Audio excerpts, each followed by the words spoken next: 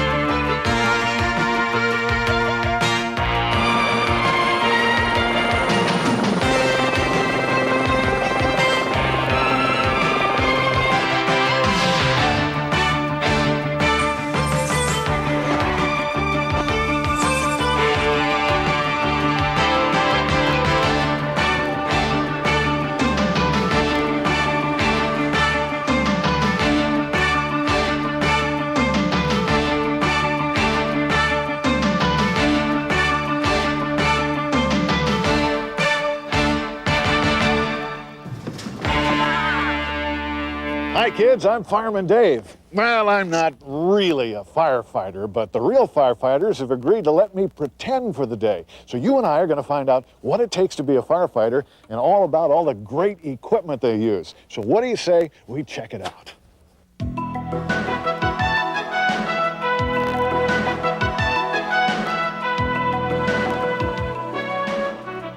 Most firefighters live at the fire station when they're on duty. When they aren't fighting fires, they have chores to do, just like the rest of us.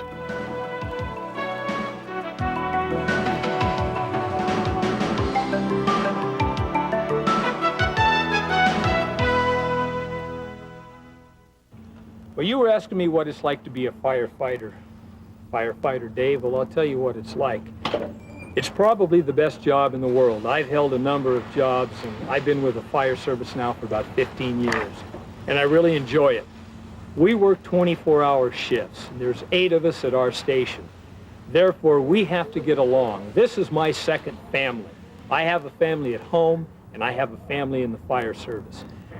Our actual work day starts at 8 o'clock. We start doing what we call station and equipment maintenance. Every day, we're responsible for maintaining the equipment, maintaining the station, mopping the floors, cleaning out the restrooms, washing the fire trucks, making sure all the equipment is ready to go. Because when you call 911 and we're not ready, the whole system falls apart. Fire department emergency. What's the problem, ma'am? And your address? Is that a house or an apartment? And your name? And what's your phone number, Agatha? Okay, get everybody out of the house and we'll send the fire department, okay? 131, 135, truck 131, structure fire, 500 East Nocta, 500 East Nocta, Cross Creek, Sultana, map page 4D, David.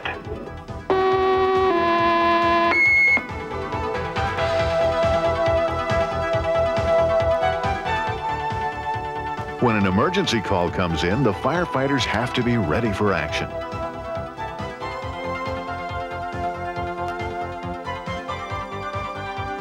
And if you're not ready, you get left behind.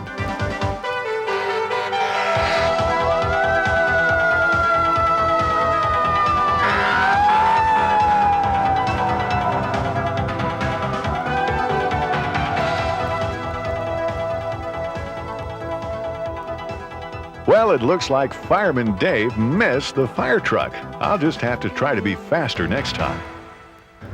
Firefighters have to be specially equipped in the clothes they wear as well in order to stay safe when fighting fires. This is Firefighter Cliff, and he's going to tell us a little bit about the specialized clothing that they have to wear. Well, Firefighter Dave, let's start at the bottom of the outfit and we'll just work our way up. All right. You notice the boots that you have on. Those are steel-toed rubber boots. Those are to protect the firefighter's feet.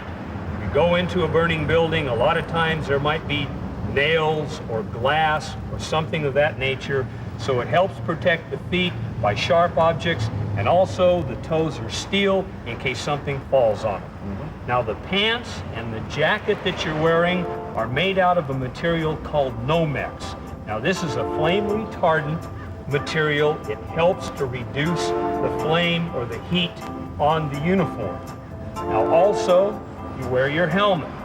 It's a hard plastic. It helps to protect your head in case of things falling from the sky, that sort of thing. One thing that you have to remember when you're inside a building in a fire, although we have all of this good equipment on, it's kind of a false sense of security. You get into a burning building, the temperature can get very, very hot, sometimes 1,200 degrees. With all this protective clothing on, you're not going to really feel all of that heat. That's why firefighters work on what we call the buddy system. We go into a building together, we protect each other. If I see that you're getting in trouble, or maybe you're getting too close to the fire, I can tap you on the shoulder and say, come on, Firefighter Dave, let's get out, it's getting too dangerous. That's why we wear the protective clothing that you have on, the helmet, the pants, the coat, the boots, and also our gloves. Helps us do our job a little better. All right, I guess we're ready to go fight a fire. You bet.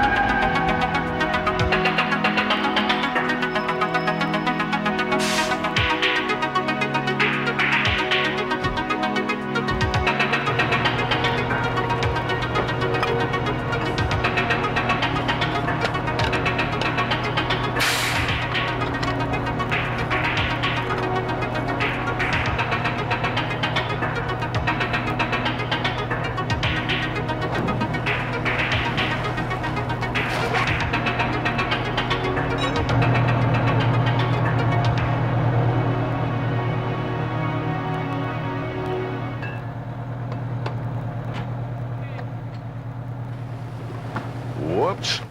I guess I forgot to shut off the valve. I suppose you'd like to see that again.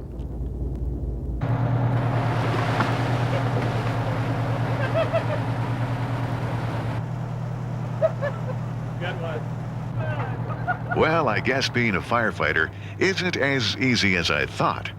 From now on, Fireman Dave is going to leave the firefighting up to the real firefighters.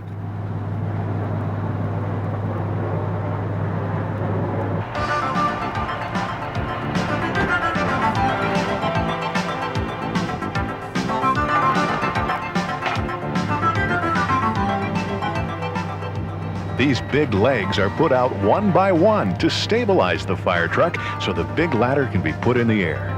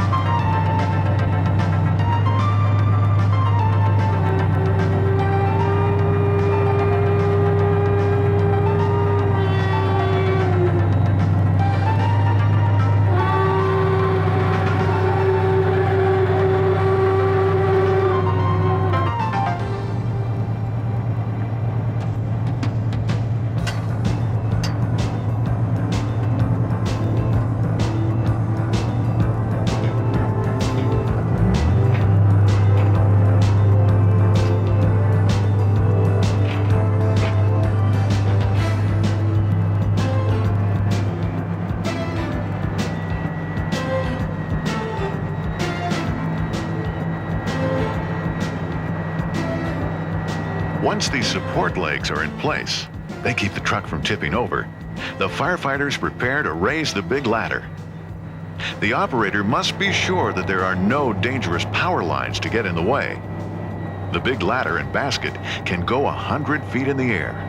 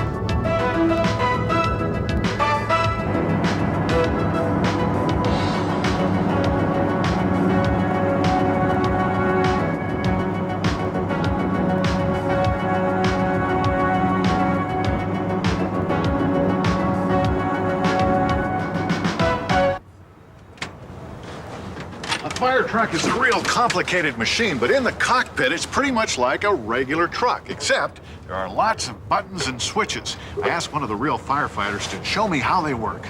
A fire truck works pretty much the same as a regular truck drives. We have a lot of extra buttons to deal with, though, and I'm going to show you what some of those buttons do today. Up here, we have buttons just like your regular truck does for lights and headlights and marker lights and those things. But then we also have over here one switch that turns on all the red lights all at the same time. I can turn off those lights individually if I want, but one switch will turn them on all at the same time when I turn that switch on. Then down here on the floorboard, we have some buttons that if I push with my foot, they will activate the siren and make the siren go. And then over here is another one for the air horn. And then we have one more thing up here. It's another kind of siren, so we have two. And this siren is the electronic siren. And we can turn this on just by turning a switch up here. Well, if you listen close, you probably noticed that fire trucks have different kinds of sirens, and they come from different places on the fire truck. This machine has 3 different sirens. This one here is the mechanical siren. That's the main siren that you hear most of the time. And then right here, this is an electronic siren. It sounds more like an ambulance siren. They use that occasionally too. Now these are the air horns. These are the big horns that honk to warn the cars to get out of the way.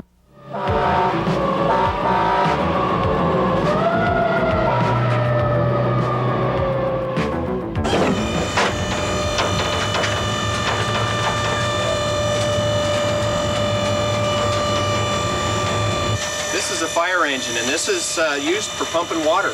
However, we do carry a couple of ladders, and this is how we store them and where we keep them. Back here is where the firefighter sits, and that's where he rides on his way to the fire. And in this compartment, we carry our water jug, and that's so that when we're fighting a fire, we get a little dehydrated. We can have a little water, and we carry fuses and assorted tools and things in that compartment. And then here we have our, what we call our engineer's pump panel. And this is where all the gauges and valves and things are that we can make water, divert water from one discharge to another, or open up another valve to let the water come from the hydrant into the pump. In here we carry extra air bottles. And these are the same bottles that we wear in our breathing apparatus. Back here we have the engine that drives this engine, it makes it go and makes the pump work. We also have the hose. We have our 4-inch hose, and there's enough hose here in this hose bed to go from here to about 5 blocks down the street.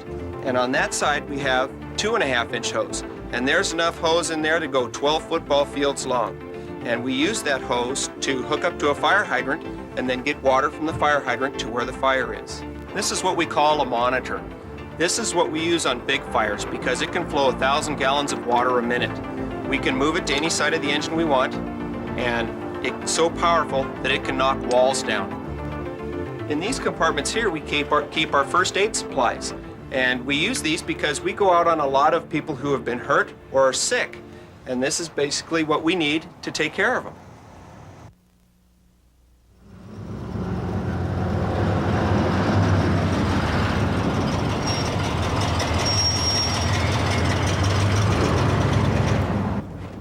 One of the most dangerous jobs being a firefighter is to work on the bomb squad.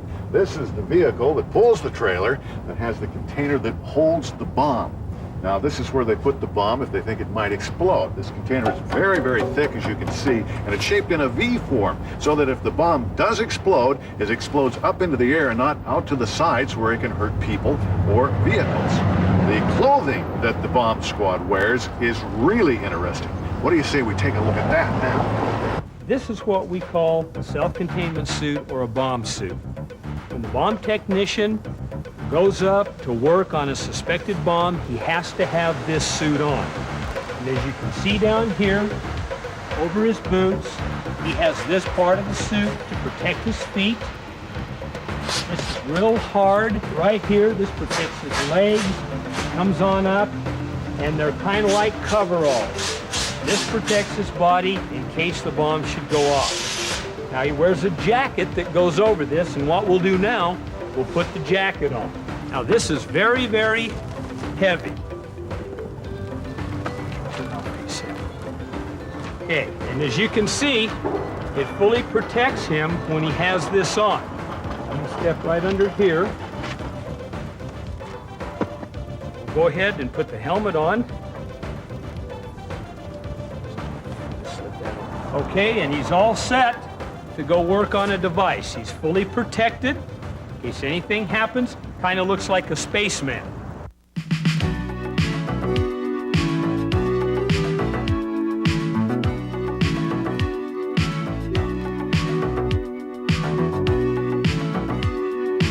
Fire boats are also used in fighting some fires.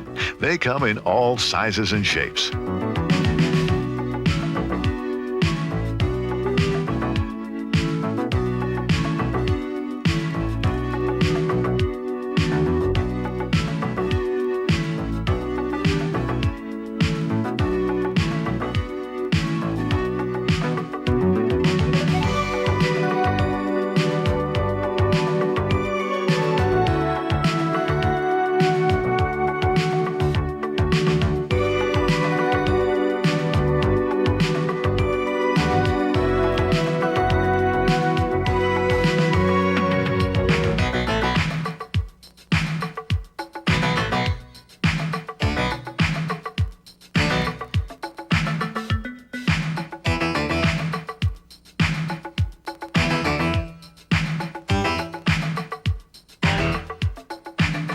The piece of equipment you see behind me is a fire truck. Its primary function is to transport men and heavy equipment to the fire scene. It carries no water, it carries no hose. All of the equipment on it is used primarily for forcible entry, for salvage, and for overhaul operations. Now we'll step a little closer, take a little closer look.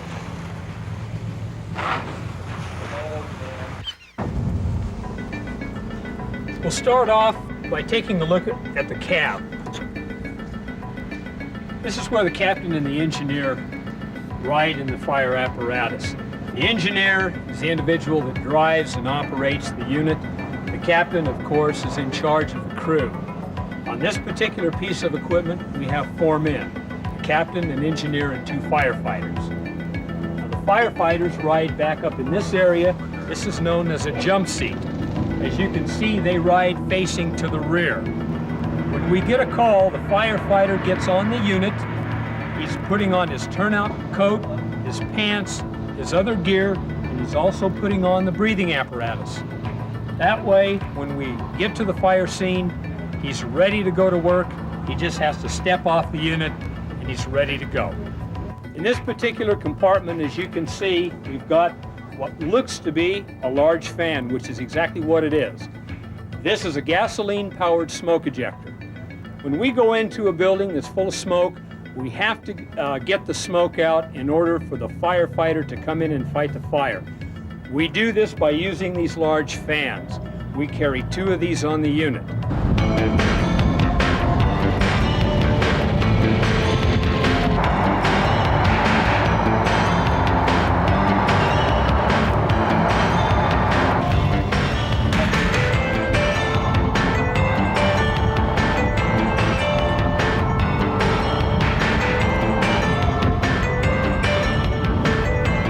This is the compartment that contains the levers that operate our outriggers and that we can raise and lower the ladder with. Behind this sheet up here is where we keep all of our ladders.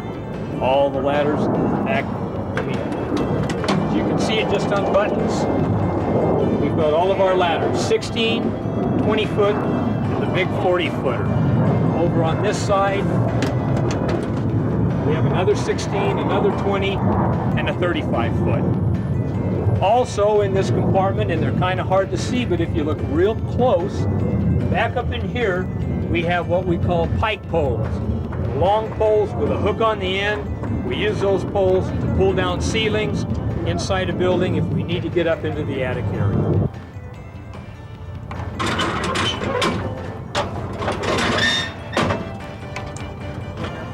Okay, I'm now up in the basket of the unit, As we told you previously, this will go 100 feet in the air. Now, you see this big red thing here? That's a nozzle.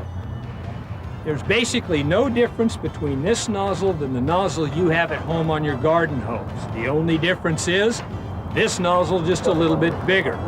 Works on the same principle. We can flow at maximum gallonage, 1,000 gallons a minute, through this nozzle. And all you have to do to operate it is just to turn it like this, and you get a wide pattern, or you can get a very sharp, definite pattern. By turning this wheel, we can rotate it from left or right. By loosening it up, as you can see, up and down. Now, this piece of equipment is used primarily for large fires. Large building where we need to get up above the fire, shoot water down on it to literally drown out the fire.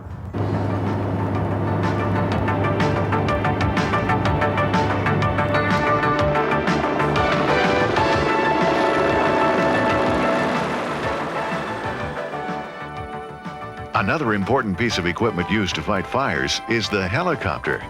It helps with rescues, in moving equipment, and it can also carry small amounts of water.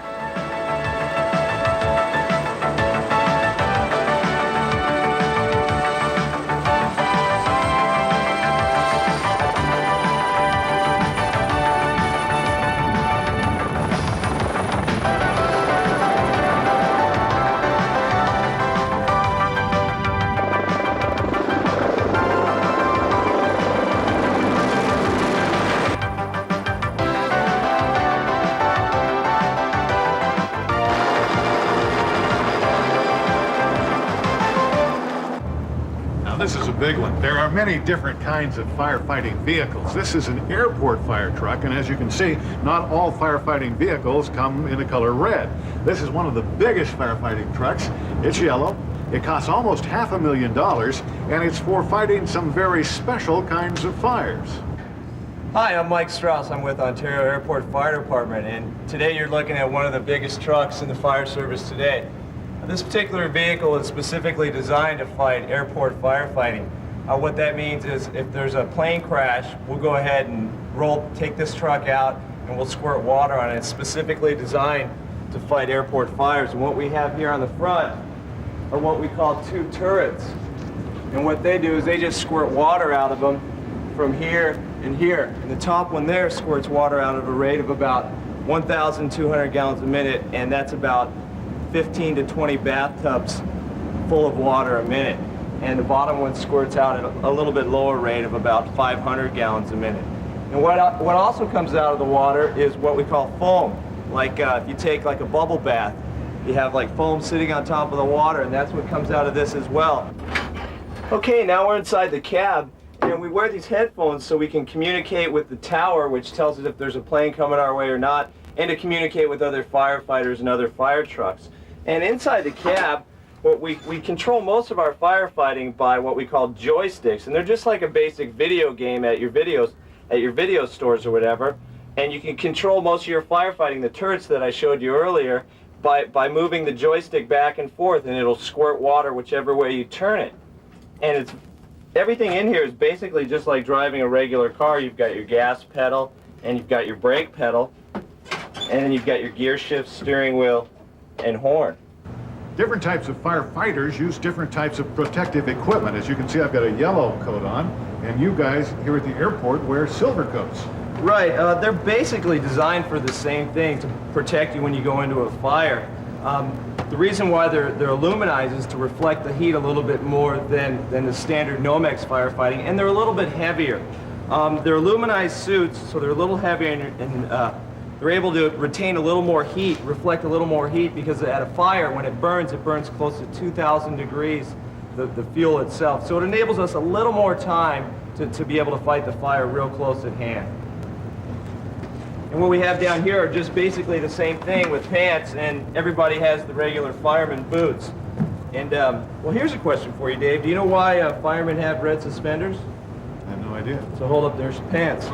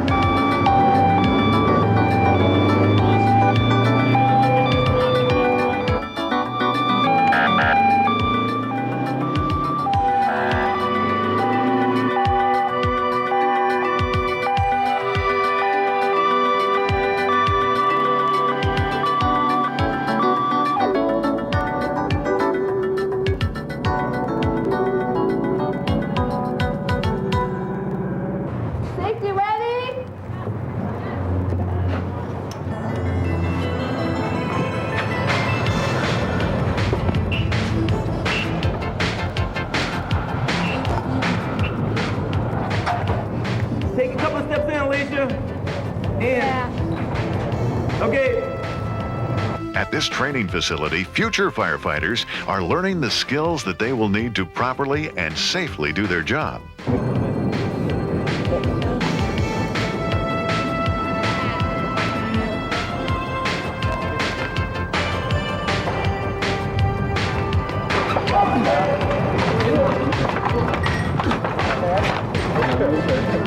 On this beam. Full extend and fly. Fly going out. Give me the point. Pull it towards you. That's too much. There we go. Look at that, you're just stepping up to the bottom, backing into it. That'll be acceptable. That's more rig you're going to have.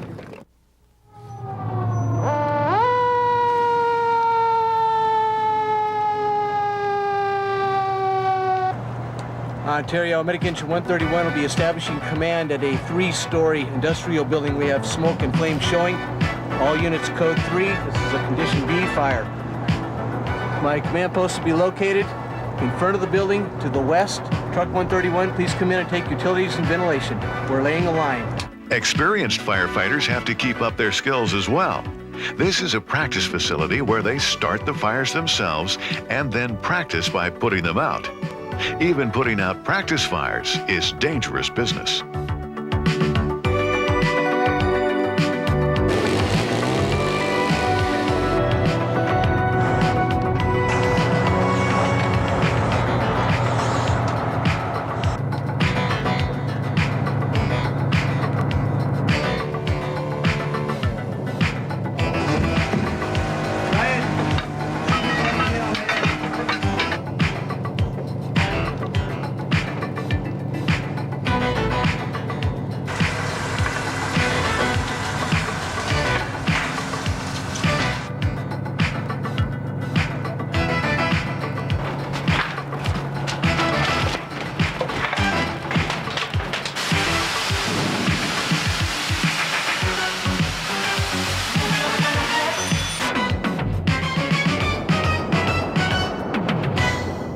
Primary statement we can make to kids: don't play with matches. Fire is our friend, but it's also our enemy. You don't want to mess with fire in any way, shape, or form. Lighters, matches, leave those in the hands of adults. If you have a fire in your home, leave your house. You saw how rapidly this fire built up and intensified. If you're a civilian inside a home, we went in with protective clothing, protective breathing apparatus. And you can see the temperatures. I melted the shield on my helmet. So that's the kind of temperature. Without these protective clothing, you would die almost right away. Get out of the house, go to a neighbor, call the fire department from a neighbor's house, call 911 in most areas. Advise them of the location of the fire. Do not hang up the phone until instructed to do so by a dispatcher. Give us the description, the type of call, the type of fire that you have, and if you can, on our arrival, let us know if everyone's outside of the home. You can have a meeting place where all the family members can meet, say at the end of a driveway, on the sidewalk, something of that effect. That helps us. Then we know if the father or mother are there saying, I've got all my kids outside, we know it's just a structure fire with no lives threatened. Our firefighters don't have to take undue risks. We don't want to hurt firefighters, and we don't want to lose civilians. Oh, hi. Listen, I'm a little embarrassed. This firefighting thing didn't really work out the way Fireman Dave had planned, even though I was just pretending.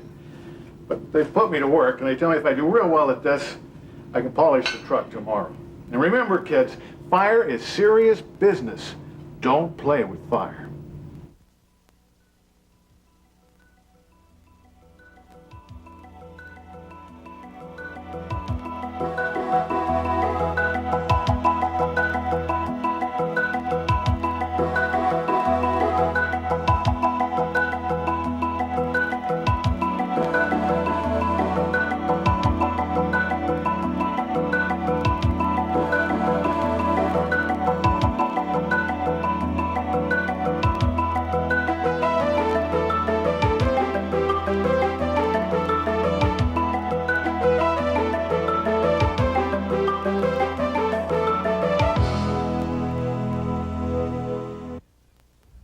Hey kids, this is Fireman Dave reminding you to watch for other live-action video for kids features, including There Goes a Jet Plane, There Goes a Locomotive, There Goes a Race Car, and more. Call our toll-free number for more information.